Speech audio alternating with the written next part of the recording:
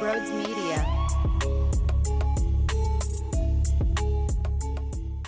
And a part of me is actually stunned with myself for feeling this type of adrenaline because it hasn't happened all year. And maybe that's why. Maybe that is the result of having meaningless basketball for basically all year long. And don't get me wrong, there's some side stories that are interesting and whatnot. But from a full body of work perspective, you're lying if you thought that this regular season moved the needle for you like some previous years. It just wasn't the case. And for me, it was sort of blah. But now that we got a game with Jimmy Butler on the other side, that is insanely meaningful, and Eric Spoelstra versus Nick Nurse, I am probably going to lose sleep because of how excited I am for it to be Wednesday at 7 o'clock so we can see the tip happen.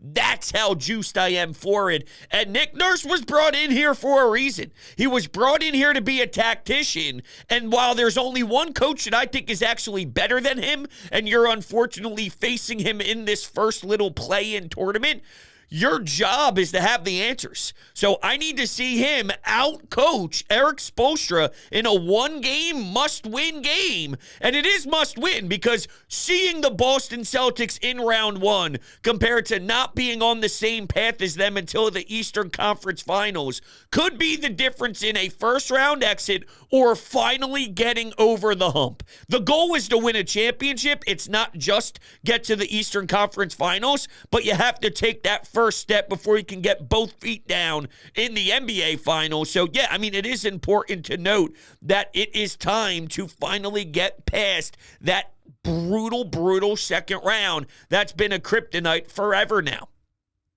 So, let's look at this. The Miami Heat is not going to have Terry Rozier. And the moment that notification hit all of our phones, I'm sure we were like, all right, hey, look, injuries suck. And we want every team that we see to be as healthy as humanly possible. But sometimes things do happen, and it looks like that they're dealing with an injury with Terry Rozier.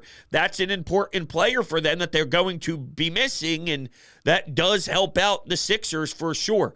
But, man, I'm really excited for Maxi's rise. There's no doubt about it that he's aware that it's his time, okay? It's his time to be what we thought James Harden was going to be last season, which is a massive description to put on a 20-plus-something-year-old kid. Yo, go be James Harden. We can mock James Harden all we want, but to ask a guard who's been in the league for, 3 or 4 years now to have the ability to do what he does when he's playing his best ball, when James Harden is scoring 40 points in a playoff game, that's winning you the game. He's doing that. Now, it just comes with the downfall of a 3-point game, a 5-point game, a 7-point game, which I don't anticipate having from Maxey. But the fact that he watched James Harden last year with Joel Embiid in that two-man game, and it didn't pan out, and they fumbled the bag in Game 6 down the stretch. They fumbled the bag even more so in Game 7, and he gets an opportunity on the biggest stage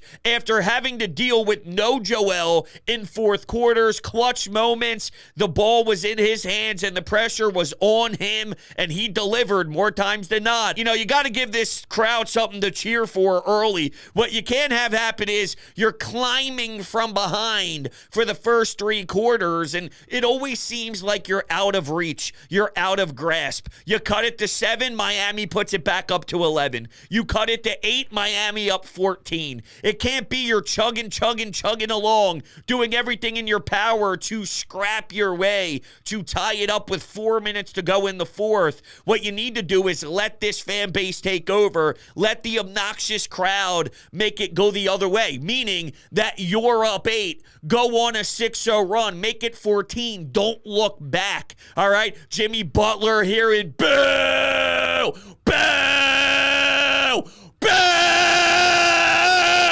Every time he touches the basketball, he's shooting 2 of 9 from the floor. Just can't get out of it. And then after every miss, after every air ball, after every turnover, sloppy passes, maybe an offensive foul, Joel Embiid, he's in the lane. It's a charge, baby, offensive foul. The ref does the 5-skip whistle blow, point the other way, and Jimmy Butler starts to yap and bitch in the ref's face. You can tell he's getting frustrated, and then the whole crowd goes, Tobias, Tobias, Tobias. That would never happen. That would never happen. Should we be afraid of Eric Spoelstra and play off Jimmy Butler, even though that I don't think that they are a scary team?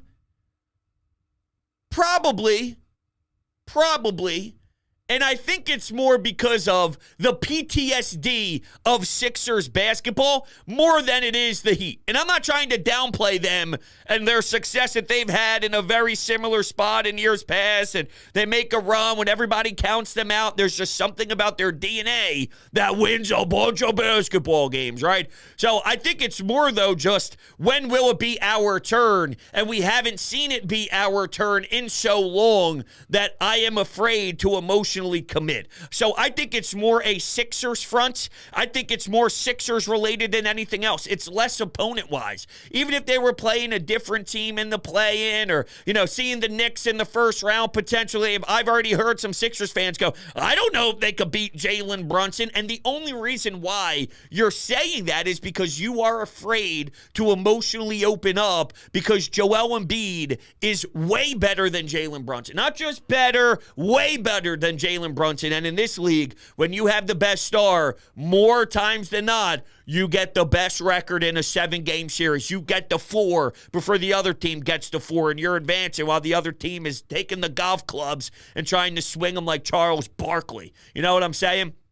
So I'm super excited. I am so pumped. This isn't going to be a walk in the park by any means, but I do think that you can keep a reasonable distance throughout this one. I think you have more pieces and the ability to put together a better plan with the roster the Sixers have compared to the roster that the Miami Heat have. Embiid is better than Jimmy Butler. Maybe the Miami Heat do stuff to make Joel Embiid very uncomfortable, and then it's on Maxey. Yo, let's put the plate, or let's put, the game on the line with Tyrese Maxey, this young 20-year-old, instead of Joel Embiid. Let's dare him to do it. Now, maybe that's stupid because he can do it, okay? But if you're just playing the percentage game and the numbers game, if you're trying to defend the Sixers, do you let Joel Embiid eat? Or you could go with the mentality of let Joel score 2s, let him take mid-range jumpers. You won't die if that's the case. I can't wait. I am so fucking excited for this basketball game, and I'm so happy that I'm this excited because the Sixers haven't moved me in a long time. I'm very aggravated that that's the case.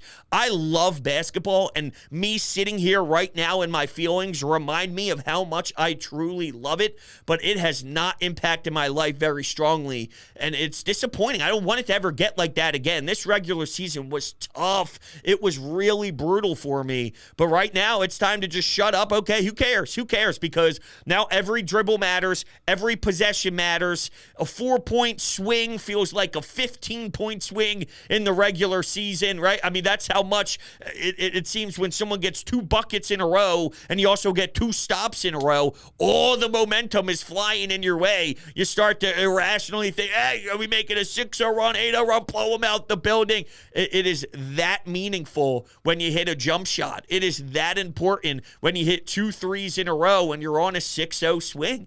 And the feeling that it's at home is also going to make it that much more entertaining. And the Sixers are going to whoop their track against the Heat, baby, Wednesday night at the Center. At the Center. We're not playing games, dude. Like, if you're not fired up, go fuck yourself. If you're not fired up about the Sixers, then screw you. Come on, feel a little optimistic. You got the best player on the floor. You got the best player on the planet. You got the most big-skilled big man ever in the history of the damn game, who is elite. Let it rip, baby. Go into that night thinking we're going to kick some ass because this team's going to kick some ass. They are. They really are. This team is going to win. I feel confident about it. I feel good about it. This team is good. This team is hungry, and they've heard for a long time now, no Joel. They might not have a shot. They only have a shot if he comes back. But even if he does come back, how great will he be? And I'll raise my hand and even say that I was a part of that at one point. But guess what? You hear that, you respond. Joel's been getting nuked by the entire NBA world forever now. Free throw merchant, this and that. Guy's not good enough. He can never win. He can never stay healthy, this and that. I mean, you don't think the guy is sick and tired of hearing that narrative every single year, every single time it comes to spring? All right, well, I mean, at some point, he's going to answer. I know he hasn't answered quick enough, but I feel confident in Joel Embiid's makeup that it might not be the exact path that we would have liked it, because by now, yes, I would have thought we'd see an Eastern Conference Finals with the big fella, but there's a perfect marriage between head coach, deepest roster, Tyrese Maxey's elevation. I mean, this is it. Like, this is the time.